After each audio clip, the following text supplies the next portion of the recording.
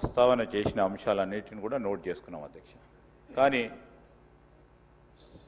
సభ దృష్టికి కొన్ని విషయాలు ఈరోజు హరీష్ రావు గారు వారి పార్టీకి సంబంధించి ఉద్యోగస్తుల గురించి వారి సంక్షేమం గురించి మాట్లాడుతున్నారంటే ఏ విధంగా ఉందంటే దయ్యాలు వేదాలు వలికినట్టు ఉంది అధ్యక్ష.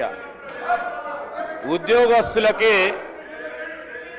ప్రతి నెల వారి జీతభత్యాలకు సంబంధించి 20 తారీఖు వరకు జీతాలు ఇయ్యలేని పరిస్థితుల్లో వారి ప్రభుత్వం నడిపారు.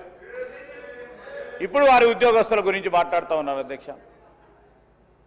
ఏదేమైనప్పటికీ ఉద్యోగస్తులకు సంబంధించిన సంక్షేమం, వారికి రావాల్సిన జీపీఎఫ్ కానీ, రిటైర్ అయిన పబ్లిక్ సర్వెంట్స్ సంబంధించిన అంశం విషయంలో ఒక సిస్టమ్ని ఏర్పాటు చేసుకొని వారికి ఏ విధమైన ఇబ్బంది రాకుండా అన్ని విధమైన చర్యలు తీసుకుంటామని గౌరవ సభ్యులకు తెలియజేస్తా ఉన్నాను.